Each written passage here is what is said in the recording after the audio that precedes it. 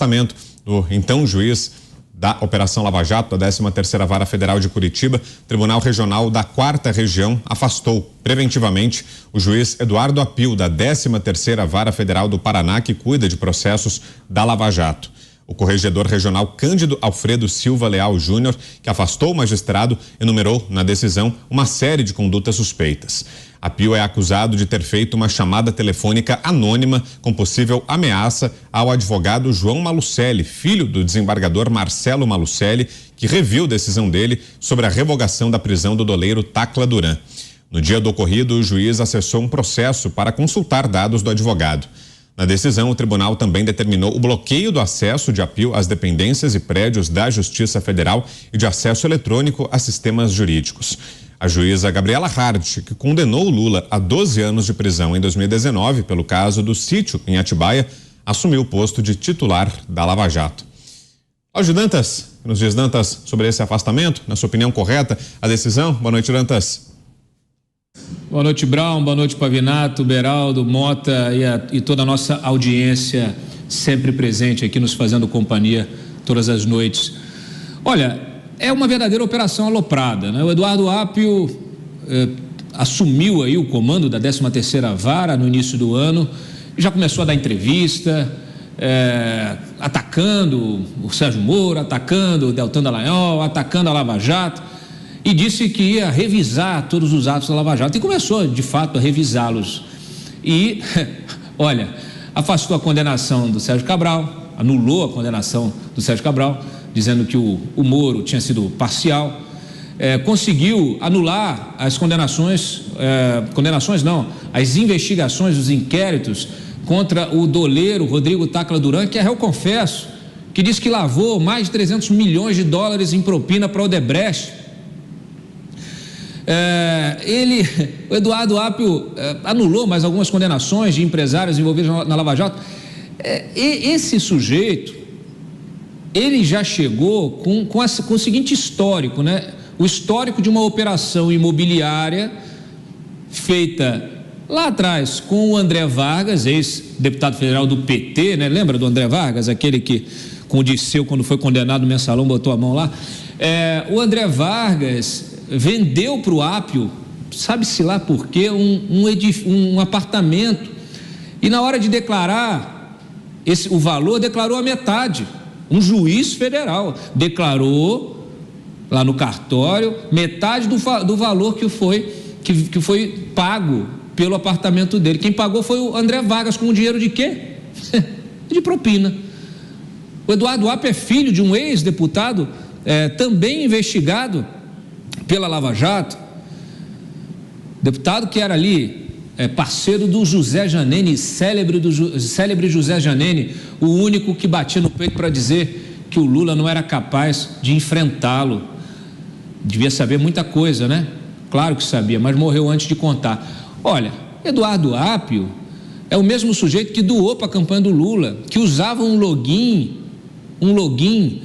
LUL22 para acessar o sistema interno da Justiça Federal, e disse que isso era uma forma de protesto, porque ele não concordava com a prisão do Lula. Um sujeito como esse nunca poderia ter assumido a posição que assumiu, mas ele foi além.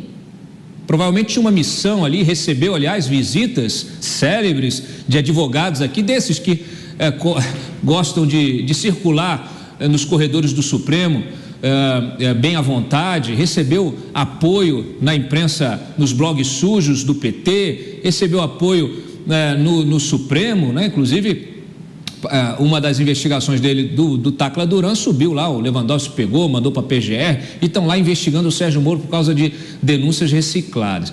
Esse sujeito foi além. Por quê? Porque quando ele tomou uma decisão contra o Moro, restabelecendo, reabilitando o Tacla Duran, o TRF4 foi lá e cancelou essa decisão, porque já havia uma decisão anterior suspendendo atos do processo, né? E aí o que aconteceu? Ele ligou no dia seguinte, agora está provado, porque a perícia da PF entendeu que há compatibilidade entre a voz dele e a voz de uma chamada telefônica gravada pelo filho do desembargador Marcelo Malucelli. Ele ligou para o filho dele e começou a fazer perguntas inventou que era um outro personagem, que era um servidor da Justiça Federal, do Departamento de Saúde da Justiça Federal, fez questionamentos e no fim da chamada fez uma espécie de ameaça velada ali ao filho deste desembargador. Então, um sujeito absolutamente fora da casinha, né? Ele não tem condições nem de imparcialidade, condições técnicas de atuar no comando da vara, da 13ª Vara, muito menos psicológicas, emocionais, para estar nessa posição. Houve essa decisão ontem, vai ficar afastado, foi bloqueado seu acesso, não pode também acessar o prédio da Justiça Federal, ele também está proibido de acessar sistemas, teve o seu computador funcional apreendido e terá de explicar essa alopragem, esse trote que ele passou, inclusive acessando de forma irregular dados pessoais do filho do desembargador. Então, assim, uma situação absolutamente esdrúxula. Esse juiz já deveria ter sido afastado há muito tempo. Eu espero que não volte, porque a gente nunca sabe, né? Recorre para o Supremo e daqui a pouco vai ser restabelecido lá, porque a missão dele, pelo visto, era bastante importante para a turma que quer ver Moro preso, Deltan preso e afins. Você, Mota? Um juiz federal foi afastado temporariamente das suas funções. Um dos motivos do afastamento foi uma representação feita por um desembargador federal contra esse juiz. Na representação, o desembargador alega que o juiz teria tentado intimidar o seu filho com um telefonema. Nesse telefonema, a pessoa que estava do outro lado demonstrou possuir dados fiscais sigilosos do desembargador. Segundo a polícia, existe uma alta chance da voz do telefonema ser do juiz que foi afastado. O juiz federal que foi afastado estava à frente da 13ª Vara Federal de Curitiba, aquela vara que era responsável pelos processos da Lava Jato. Depois do afastamento desse juiz, quem assumiu a 13ª Vara foi a juíza Gabriela Hart. E esse barulho que talvez vocês estejam ouvindo aí no fundo é o barulho de um país que agora respira um pouquinho mais aliviado. E para você, Pavinato, correto o afastamento? Correto o afastamento, mas pelas razões, eu não sei se insuficientes ou pelas razões menos relevantes. E como o Dantas trouxe aqui, ele tem um envolvimento pessoal de família com uma das pessoas que rodaram na Lava Jato.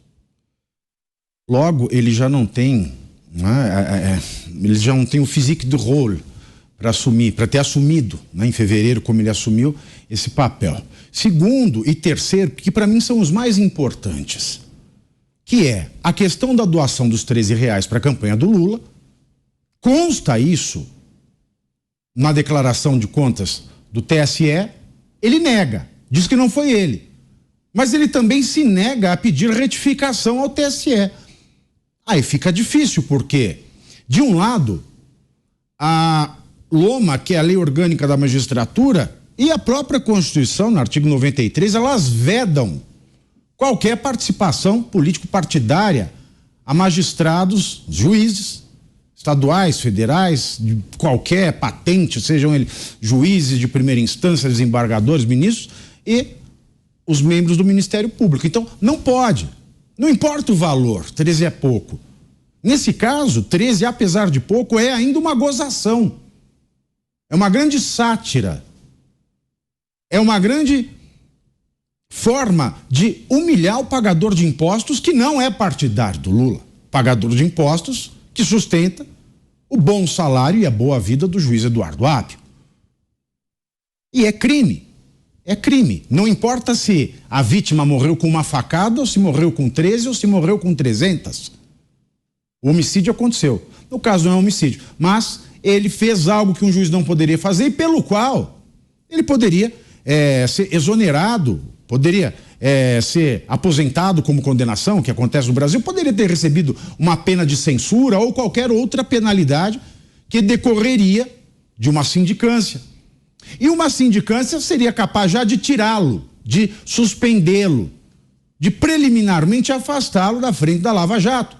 Porque o que ele estava tentando fazer com o que sobrou desse cadáver ainda exposto da Lava Jato era reescrever a história, era recuperar figuras como Palocci, era talvez fazer com que Palocci dissesse: tudo que você disse a respeito de Lula foi em decorrência de uma tortura sofrida, quem sabe? Tudo caminhava para isso. Não é? A sentença que beneficiou o Cabral, que depois foi derrubada, chamar o Palocci, Tacla Duran. Então ele estava agindo sistematicamente para isso.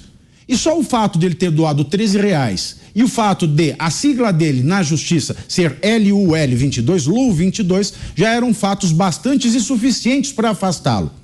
Porque quanto à ameaça, quanto à voz dele, até que se prove outra coisa, era algo que pode ser que viesse a acrescentar esses outros dois motivos, que já são bastantes e suficientes para tirá-lo desse comando. Agora, nós vamos ficar aí também na dependência da evolução da investigação e da confirmação e da condenação a respeito se era a voz dele a ameaçar ou a amedrontar o filho do desembargador.